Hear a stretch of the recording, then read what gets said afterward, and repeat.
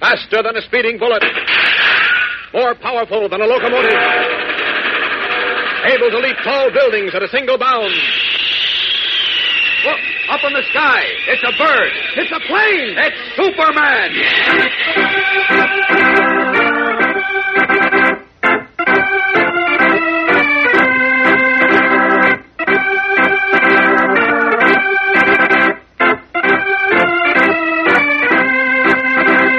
Yes, it's Superman, strange visitor from the planet Krypton, who came to Earth with amazing physical powers far beyond those of mortal men, and who, disguised as Clark Kent, mild-mannered reporter for a great metropolitan newspaper, wages a never-ending battle for truth and justice.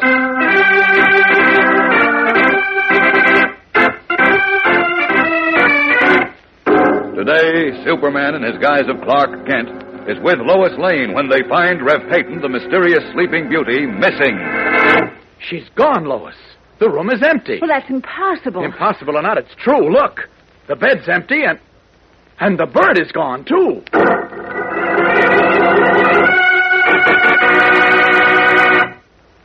Gang, I just want to tell you a few words about a young fellow whose name is Chris Yorkus. Chris is 13 years old and a very nice boy, but he's having a great deal of trouble growing up healthy. As a matter of fact, although he is 13 years old, Chris only weighs about 40 pounds. That sounds incredible, doesn't it? Because most of you who are the same age weigh somewhere in the neighborhood of 90 pounds. Now you ask, why is Chris Yorkus so thin, so much underweight? Well, it's simply because he doesn't get enough to eat. And what he does get is not the kind of food that puts flesh on a fellow's bones. Now, it isn't because his mother doesn't want to give him the proper foods, or even because he doesn't want to eat. Chris's condition is due to the fact that in the war-ravaged country where he lives, he just can't get the proper foods.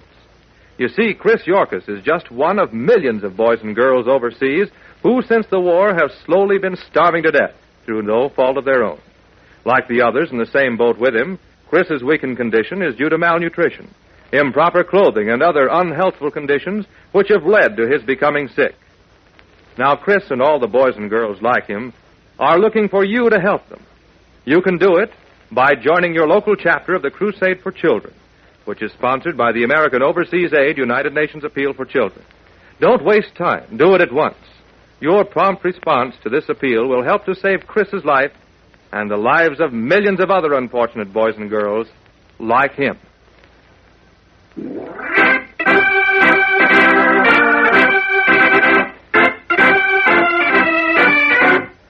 And now, the adventures of Superman.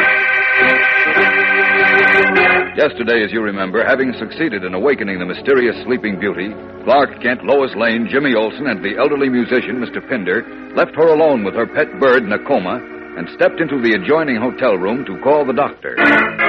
Learning from the doctor that the girl must be given small amounts of water at regular intervals, Kent and Lois returned to her room to begin the treatment, only to discover that both the girl and the bird were gone.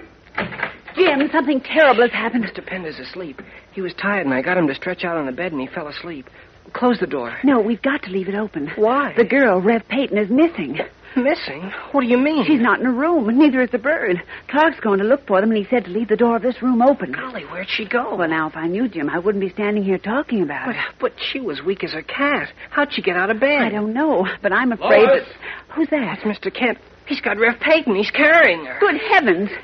Now, there's nothing to cry about, Rev Peyton. It's all right. You made a mistake, that's all. Clark, where did you find her? At the waterfront. She thought we were angry with her, so she decided to run away and not bother us. Oh, you poor child. Now, here. Dry your eyes with this handkerchief. And you must promise us never to do anything like that again. We're your friends, Rev Peyton. We want to help you. Promise? I give thee my word. That's better. Now, just relax and tell us your story. Where you came from and how you happened to be on that barge floating out at sea. After all, we can't help you unless we know who you are. I will tell thee gladly. Many long years ago, before my father's time, and yea, before his father's time, a small band of people, fleeing the hardships and oppression that had been visited upon the land of their birth, joined together under a benevolent ruler, and resolved forthwith to seek elsewhere a haven of peace and contentment. And so, on an appointed day, many ships set sail upon the sea, led by the magnificent barge of the king, the Illyria. 90 days and nights the ships sailed on, driven by favorable winds. Finally, land was sighted. Our pilgrimage is at an end. Here will we rest our weariness, my countrymen. In yonder verdant hills, far removed from the strife of men, shall we find peace. Aye. What saith Hercamine, my counselor? Dost agree, O wise one? Thy judgment, sire, is as always beyond reproach. Then, so be it. And so it came to be that the land in which I was born was founded. My people built their homes for peace, for goodwill, for gracious living. Crime was not known to us, nor was slavery, nor any form of injustice from which my people had suffered before they took to their wanderings. But still, they did not feel entirely safe. One day a voice rose above all others in the meeting hall of the Supreme Council. I propose that we surround ourselves with huge walls and heavy iron wrought gates. I further propose that these gates be sealed to allow no stranger to enter, and none of us to emerge. Aye, good idea. What saith Hercamine to this strange proposal? Sire, can we not soften this decree? Can we not say that once a year our gates will be opened so that those of our people who wish to stay no longer may leave to wander where they will? Methinks 'tis a wise suggestion. Is agreed? 'Tis agreed. Aye. So be it decreed. And that decree remained the supreme law of our land. One day, not so many years ago, among the strangers who joined us, there was one who was unlike all the others. His name was Franz. He was of medium height. His hair was thin on his head, and the tones of his voice were harsh and not too pleasant to the ear. But his mind was quick and sharp, and he caught the confidence of many of my countrymen. So much so that at the death of my father, who had ruled well, he became Grand Master of our land.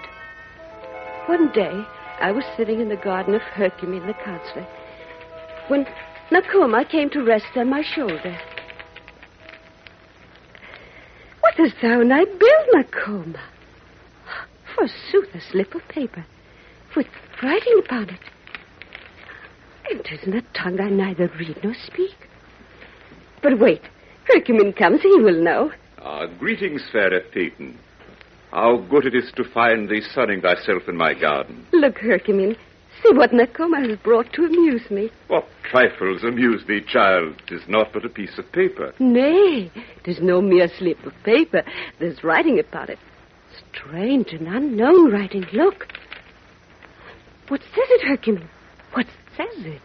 I cannot tell at this moment, my dear, but I fear it bodes ill, for there is a name affixed to it, a name we both know, belonging to one we do not trust.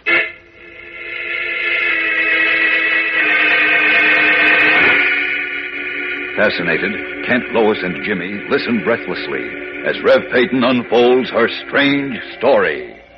We'll be back in a moment to hear more of it, so keep listening.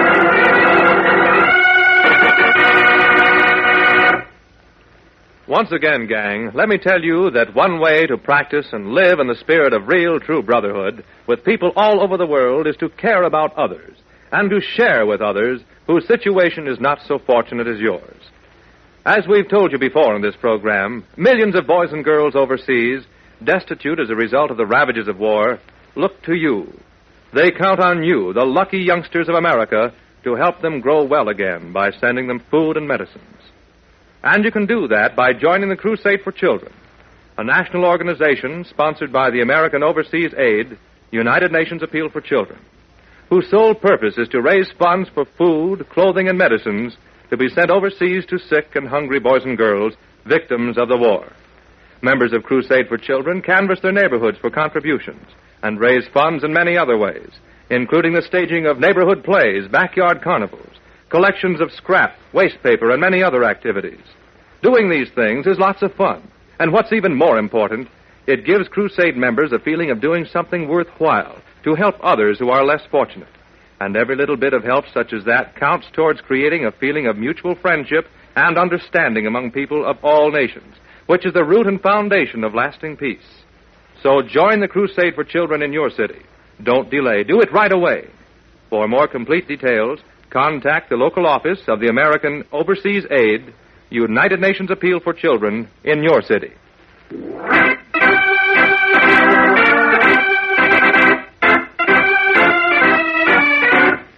And now, back to the adventures of Superman.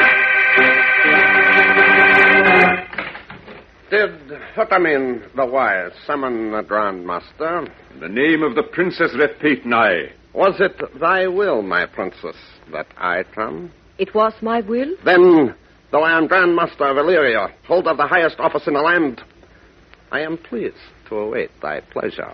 Speak, Hercules. Mayhap 'tis of no great moment, but the bird of the Princess Repeten found this scrap of paper we know not where. It bears thy name at the bottom of it. And also, it is writ in a strange tongue, which only the wise man Hercules can read. Dost know of what thou accusest me? We know full well. Fraught, when the people of Illyria welcomed thee within their gates, thou gavest thy solemn oath never to communicate with the outside world again. Why art thou telling me this? Because this note is witness that thou hast formerly and art now continuing to traffic with strangers who live without our gates. That, as thou knowest, is the highest crime in Illyria. I am a patient man, Princess Repeten, and I have hearkened unto thee, knowing full well the debt I owe the people of Illyria. But I am not guilty of the crime of which I stand accused. Thou accusest someone else in Illyria of inviting a warlike people with their warlike instruments into our fair country? Is that what was writ on the paper, Hercules? Aye, Repeten. The princess blanches. She grows white. Yes, who would not? Thou art a traitor, betrayer of the peace-loving people who gave thee sanctuary and bestowed upon thee the highest order of the land. 'Twas not I who broke the laws of communication with the outside. Whom dost thou accuse, then? None other than she, who sits pale and trembling before us. What? Darest thou accuse the Princess Repeten? Thou darest accuse me of treason? Me, Repeten, oldest daughter of our kingly family? Thou darest? Aye. Now I, France, Grand Master of Illyria, do accuse the Princess Repeten of treason to her people and to her country. And on this day, at this moment, I, France, condemn the Princess Repeten to death.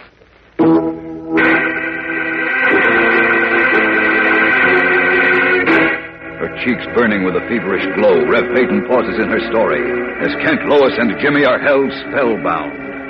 How did she escape the death decree of the villainous Grand Master, France? And who placed her under the strange spell from which she was finally awakened? Rev Peyton's story continues tomorrow, so don't miss it. Be sure to hear Chapter 7 of The Mystery of the Sleeping Beauty on The Adventures of Superman.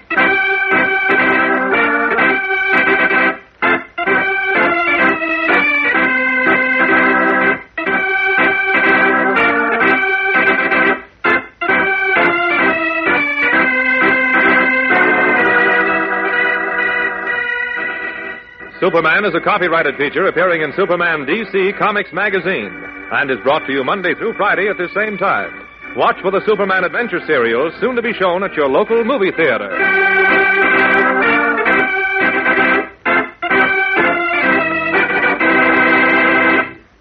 This program came from New York.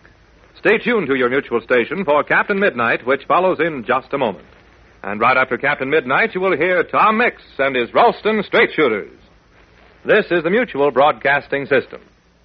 Welcome back. Well, I wasn't a big fan of the cliffhanger at the end of part 5. It's like, what happened to her? What exactly happened to her? You've got to tune in tomorrow, and we tune in tomorrow. Oh, she got confused and stumbled down the hall a few feet.